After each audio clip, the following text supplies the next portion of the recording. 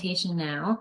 So my name is Jen Peruk, and I am a postdoc here at the New Jersey Gun Violence Research Center.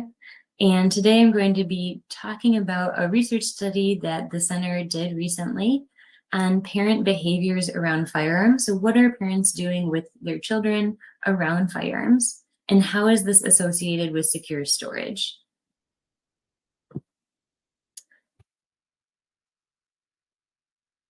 So just a little bit of background. In 2020, firearm injury became the leading cause of death around for children and adolescents. Before it was motor vehicle crashes, but in 2020, firearm-related injuries became the leading cause of death. And this increase was seen in most types of firearm injury, including child and adolescent firearm suicides, firearm homicides, and firearm unintentional injuries. And so, as many of the presenters have talked about today, secure firearm storage, we know, is a key way for firearm owners to prevent child firearm injury. And so there was a study about parents who own firearms and children who died by firearm suicide and unintentional firearm injury.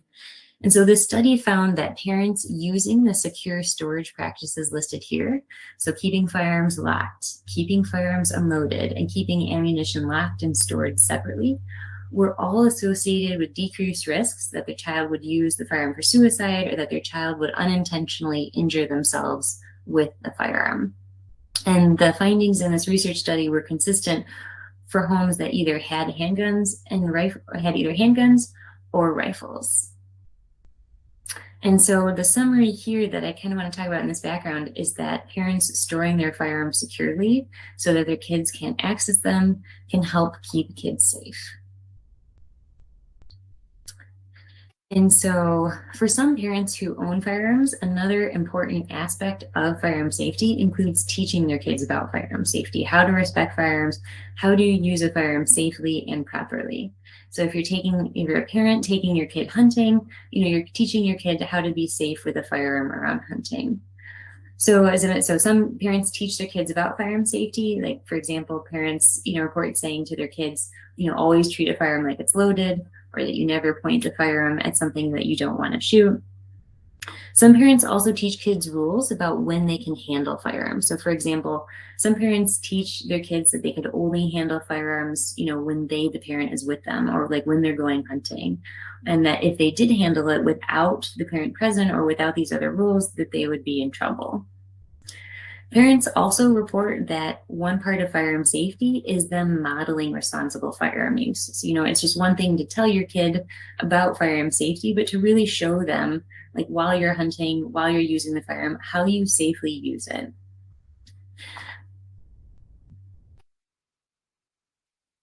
In focus groups, some parents report who own firearms that their kids know how to be safe around firearms because the parents have taught them how to be safe. They've modeled responsible firearm use. The kids know not to touch them without permission. And so that this safety is more important than using firearm locks or safe, or even like all of this other firearm safety that they've done reduces the need for firearm locks and safes. So we wanted to know, what exactly are parents doing with their firearms around their children, and is this associated with secure storage?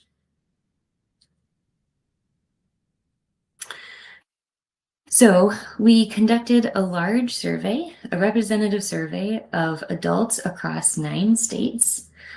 These 9 states you can see highlighted in green here, and these 9 states are diverse geographically, politically, demographically. They differ in their rates of firearm ownership and their rates of firearm violence. And so in this big national survey, and some of the survey data has been used in other parts of today's presentations, but today in the survey that we're presenting, we asked anyone who identified that they live in a home with kids and live in a home with firearms, we asked them 11 questions about their firearm-related behaviors around children. And so, for example, do you tell your children not to handle the firearms unless they're under your supervision or under the supervision of another trusted adult? We also asked a bunch of storage questions in the survey, including, is there at least one firearm in your home that is stored unlocked and loaded?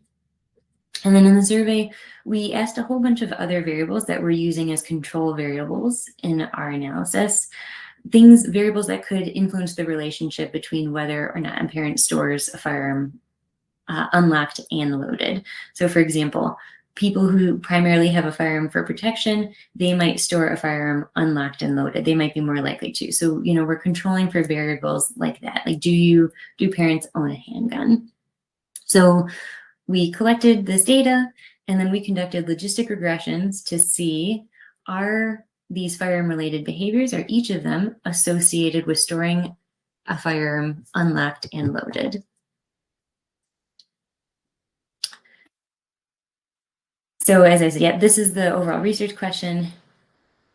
Is each firearm-related behavior associated with secure storage, which we're defining as unlocked, like locked and loaded? So we found that 17% of parents stored at least one firearm unlocked and loaded. So one of the items we asked parents was, do you tell your children not to handle the firearms unless under your supervision or under the supervision of a trusted adult? And of all of the parents who stored their firearms unlocked and loaded, 38% of those who stored unlocked and loaded said that they did this with their kids. They told their kids not to handle firearms. And of those who did not store a firearm unlocked and loaded, 37% of parents told their kids not to handle firearms unless under their supervision. So as you can see, there's no significant difference between these two groups of those who stored unlocked and loaded and those who did not, if they did this behavior. Next, we asked parents if they demonstrated proper firearm handling for their children. So of those who store their firearms unlocked and loaded, 60% of them indicated that yes, they do demonstrate proper firearm handling for their children. Of those who do not store a firearm unlocked or loaded, 45% said that they demonstrate proper firearm handling for their children. There was a significant difference between these two groups. And when we adjusted for all the control variables in our analyses and our logistic regressions, we found that parents who demonstrate proper firearm handling for their children were significantly more likely to store a firearm unlocked and loaded. Next, we asked, have you had your children practice proper firearm handling under your supervision? Of all of those who stored their firearm unlocked and loaded, 54% said that they have their children practice proper firearm handling under their supervision. Of those who do not store a firearm unlocked and loaded, 33% said that they had their children practice proper firearm handling. So once again, we adjusted for all the control variables, and we found that parents who have their children practice proper firearm handling under their supervision are more likely to store a firearm unlocked and loaded. We also asked parents, do you teach your children how to shoot your firearms? And of those who stored their firearms unlocked and loaded, 55% said that they teach their kids how to shoot their firearms. Of those who don't store their firearms unlocked and loaded, 34% said that they teach their children to shoot their firearms. So again, we see that for this, behavior around this firearm-related behavior, teaching your children how to shoot your firearms, parents who did that were more likely to store a firearm unlocked and loaded. So consistent with the findings of the focus group research with parents, we find that in our study, parents who demonstrated and practiced proper firearm handling with their children and showed their children how to shoot their firearms were more likely to store firearms unlocked and loaded, which suggests that some parents may think that modeling responsible firearm use negates the need for secure storage. So even if parents are modeling responsible firearm use and teaching their kids firearm safety, Secure storage, as we know, is also really important. As we went over at the beginning, unsecure firearm storage is associated with child suicide and child unintentional injury. And there's research that shows that what parents think about their kids are doing with firearms and access to firearms is not consistent with what their kids report. So overall, we all want to keep kids safe, and parents are doing what they think keeps their kids safe. And so we want to make sure we're talking to parents about why secure storage is also an important part of firearm safety. So some limitations to talk about in future research. One, I only went over 4 of the items that we surveyed parents about. There were 11 total, so more of that research will be coming out. And so we're not, even in these 11 items, we're not fully capturing the range of all the things that parents are doing with their kids around firearms. And the associations that we found in the data and their relationship with secure storage, they might not exist in other states. We surveyed a representative sample of adults in 9 states. And so even though these 9 states are diverse geographically in all of these many different ways, we might find different patterns in other places. So future research really needs to explore what are parents doing, what is the full range of behaviors that parents are engaging in with their kids, how are these associated with firearm injury, again, how are they associated with firearm storage, and how to talk to parents about secure storage, and that this is also an important aspect of firearm safety.